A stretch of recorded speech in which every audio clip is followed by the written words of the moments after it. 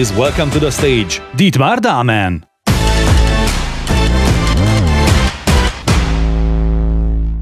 Hello everybody, I'm super excited to see you here in Budapest. I'm excited to know that you're at home watching this, and we're going to change the world because we need to change the world. The year is 2022 and it looks like a Mad Max movie. There's actually global warming that is changing life as we know it. Today we see flooding, wildfires and droughts all happening at the same time. Glaciers are melting, oceans rise, viruses emerge. As a small group of heroes, most of them here today, most of them here in this room in Budapest, some of you at home, gets ready to fight back and save the world. Welcome, Startup and Innovation Day. Welcome, heroes of tomorrow. Welcome to all of you in this room who are heroes and fight for a better world. Thank you very much. This is awesome. Yeah, big applause to yourself. So I talked about heroes because our world needs heroes. So we have to ask ourselves, what makes a hero? We heard that people are important, team, that the members, the human element is important. So let's look at what human elements heroes have. Number one, heroes love problems. Batman doesn't run away from a problem. He actually sits on top of the city looking for problems. And when there's a problem, he says, I see a problem. I will go there. I will fight this problem. Most of us run away from problems. We see a problem and we say, oh no, there's a problem. I don't want to see the problem. We actually think that problems are like this. Problems are dangerous. But to a hero, problems are fun. Problems are great things, and problems are fun for real. I know that there's a lot of investors in this room, and a lot of investors probably have money, and the people with money do what? They play golf. And if the job of playing golf were to take the little ball in your hand and walk over the grass and put the ball in the hole, that would be really boring. It would not be a sport at all. It's only fun because you add the problem. You say, yes, you have to put the ball in the hole, but you can only use those sticks. That's the problem. And if you're a startup, you might not play golf, but you might play basketball. And basketball is only fun because the basket is high. If the basketball were low and the job is to just take a ball, go to the basket and go boom, how boring. So the basketball is high, the basket is high, you have to dribble, which is even more complicated, and there's an opposing team. So problems make things fun. Love problems, really, really good. Number two, problems inspire. Problems help us focus on things and think much more clearly than without a problem. If I invite you now to just think about, say, inventing a shoe, just invent any shoe you want. You might have very different concepts of what a shoe is like, and you all think about a shoe. Now I add one problem, and I say this particular shoe should be a shoe for jogging in the city, an urban running shoe. And all of a sudden you know, oh, those are not good, but those are great. Those are really good shoes. And then I add another problem, and I said it should be an urban running shoe for running in the night. Running at night. And then you go, oh, running at night, how cool. I touch a light. It would be really, really good if you run, pam, and there's energy, and then the shoes shine your way. And I said, yeah, but you want to run in secret. Nobody should know that you're running. No light. Adding another problem now focuses your brain even more, and you might come up with really creative ideas, like, for instance, geo-tracking in shoes that are linked to your geo-map and that might vibrate when you need to take a turn or something like that.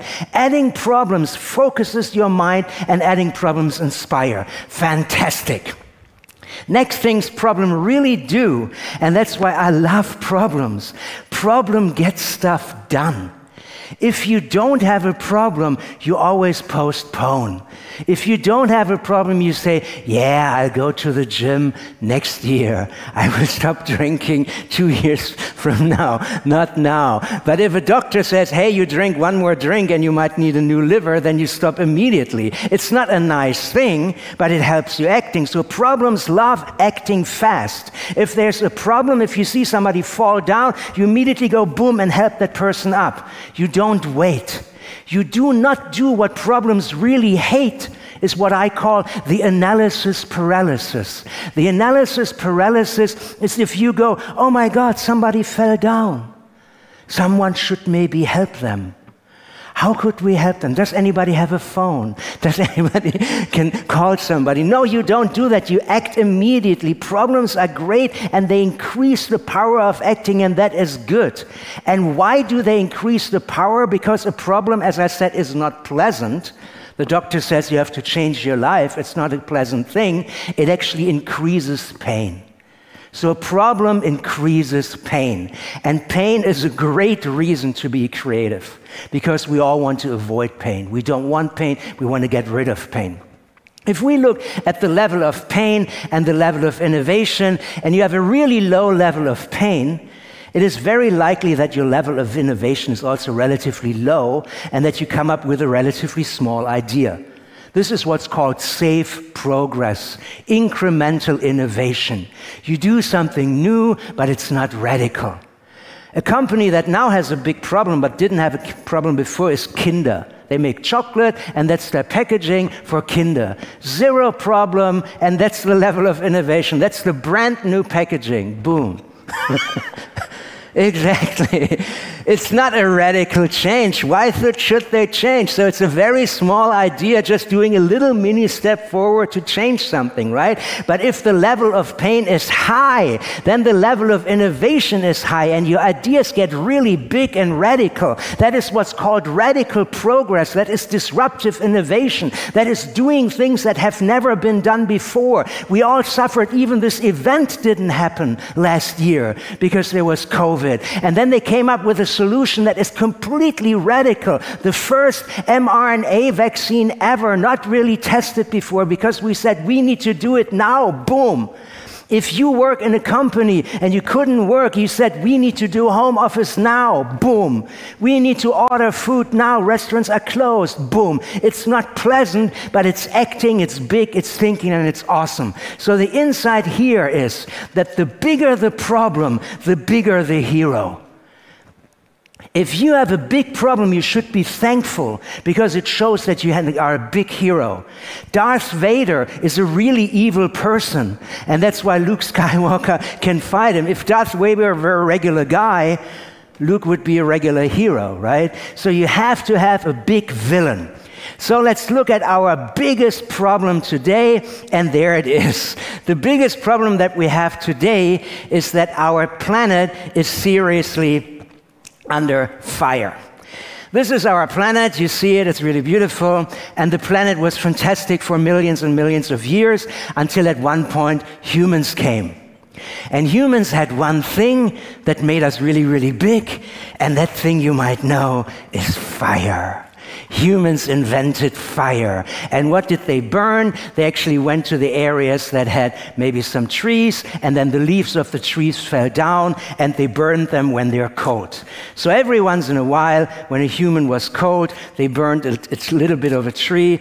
Oops, and it was okay, but it was not that dramatic. Nothing really happened. It's just a little bit of burning. And then at one point, the trees all fell down, and then they compressed over millions and millions and millions of years, and they made oil and coal over millions and millions of years.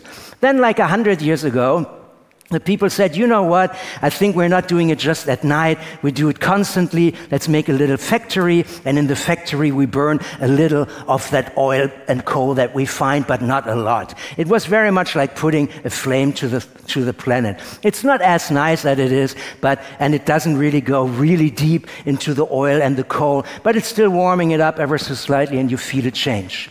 And the thing is that the people here feel the change, but the people here don't feel the change. So they say, yeah, they're making it a little bit warmer down there, but it doesn't affect me. And then, 20 years ago, we put it to an industrial scale because we said, we don't want to burn just a little bit with a little flame. I want to go down to millions and millions of years of trees compressed into coal and into oil. Let's industrialize this thing. And the industrialization of this is not just a little a little candle. That's actually a flamethrower. So what you do now is you put the flamethrower to the globe and you say, oh my God, what is happening now? And you can probably see that the surface of the globe is changing. The glaciers are melting. The things are happening, and it's really, really, really terrible. And that is not a good thing. We don't want to live on this planet. So what can we do? You have to stop this, and you have to do it a little bit. So every step back is already good. Even if you just stop eating meat, it's already good. But the best thing is not just to do a little step back. The best thing is to be much more drastic. So the best thing is to actually move away completely and shut the flame off. If you shut the flame off, then the planet can survive. It is already a little bit compromised, but it's not broken yet. It is not burning yet. You have time to change it. And where's my fireman? There you are. He was just here to observe this so that nothing happened. And I said, no, nothing will happen, because we have smart people in the room that can stop the planet from getting really crazy. And here you can see, oops, I cannot move this. Here you can see how crazy the planet is already. There's a couple of bumps and stuff like that. That's not a good thing. The problem here is that the Earth is burning all the fossil fuels that's hundreds of millions of years old in a single year, and that we created this ourselves. We caused all these problems that you can see here on the monitor ourselves. We are responsible for that. And if we continue like this, we are doomed. So we need to change that. And in order to change that, we need new concepts. We need new actions. We need new solutions. And obviously, we need new heroes. We need a new kind of hero. And I hope that those heroes are in this home, in this hall, or at home. If you are watching, become a hero that saves others. Heroes saves others. Heroes are there to help you. Heroes are there to help the planet. They don't help themselves.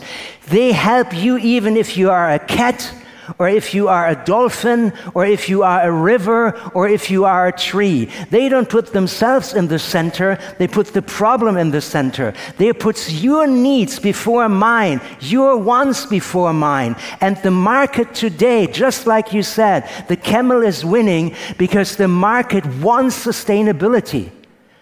This is not a very data-oriented talk, but a little bit. The popularity of Google searches for sustainable products in shopping exploded in 4 years, from about below 10% to almost 70% between 1960 and 2020. People are looking for eco-friendly products. So if you have any products like this clicker, but in eco-friendly, people will love it.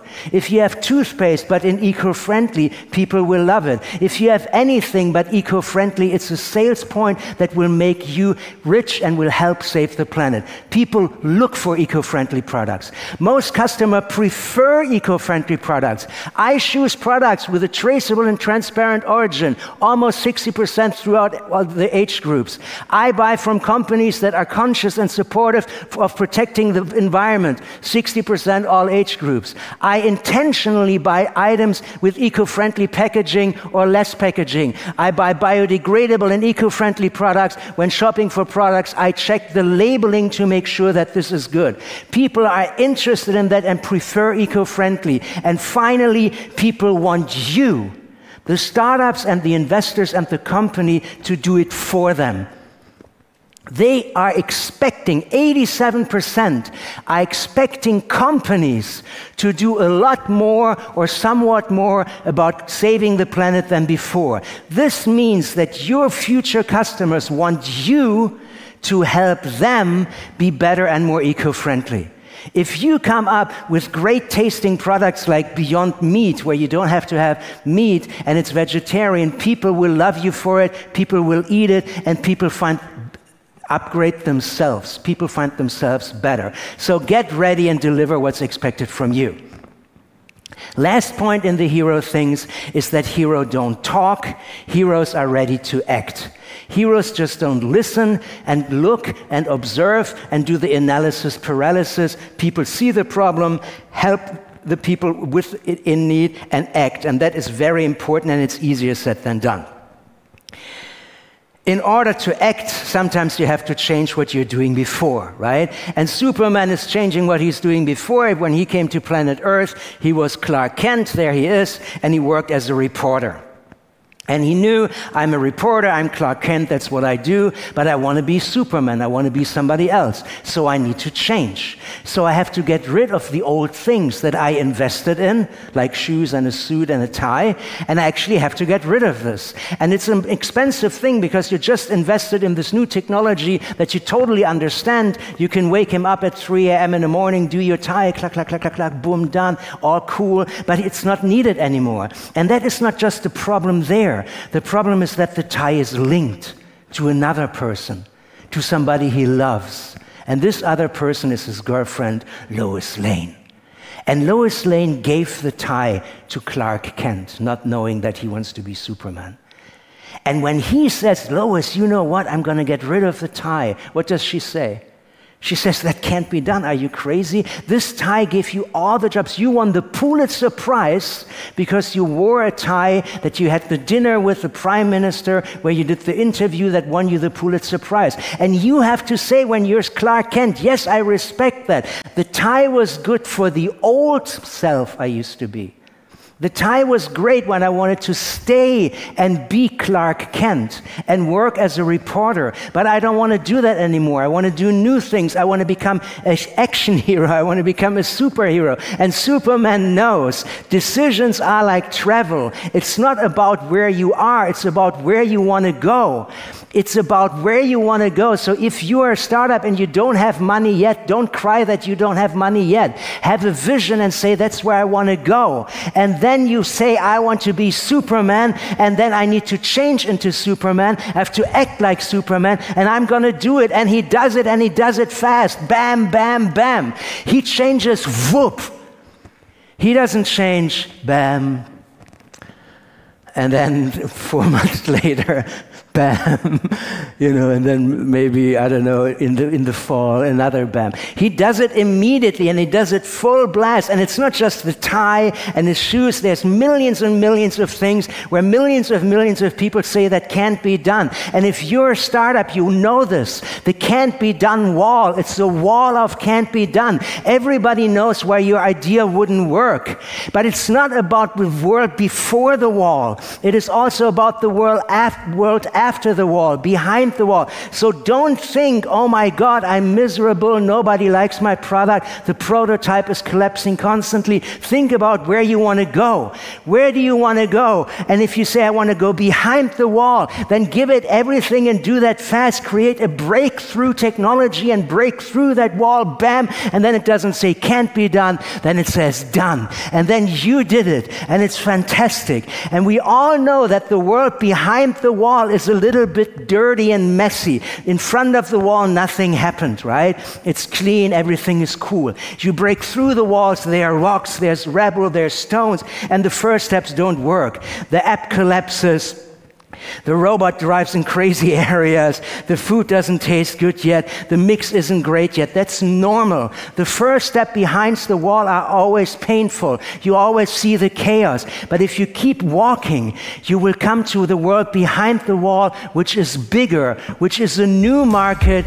And in your case, it's not just a new market, it's also a greener market. It's a happier planet. It's a much more fantastic world. And then you look back to the years that you struggled, and you look at the new world that you found, and you say, my God, this is awesome, this is totally great, and you are happy. And yes, it is actually a tough thing to do it, but the world behind the wall is much better than before. It is tough to break through the wall. There is a lot of struggle, there's pain, but man, it's worth it. The change will make you strong, and the change will make you into superheroes. Do I have another another 3 minutes. Boom. Yes. So change is really good, but sometimes we fear change because we are taught to stay on the path and don't change. We learn that the path is safe. We learn that the path is straight. That's where I want to go. We learn that the path is predictable. If you do this, then this will happen. But that's not true in the startup world, and that's not true in our world anymore. We have to expect the unexpectable. Nothing is more dangerous than assumed safety. Stuff will not work out all the time. Staying on the path is not a great thing. Change your idea when you're a startup. You have to actually go with the flow. If you stick to the original plan after you learned new things, it will not be good because the wolf will eat you. Change the things. Deviate from the path. Break rules. Break the rules. Rules are what we break. The memorable never emerged from a formula. So have a very unformula evening today. Be crazy, be creative, meet other people. Dare to actually push through the walls and save the planet. Thank you, thank you, thank you very much.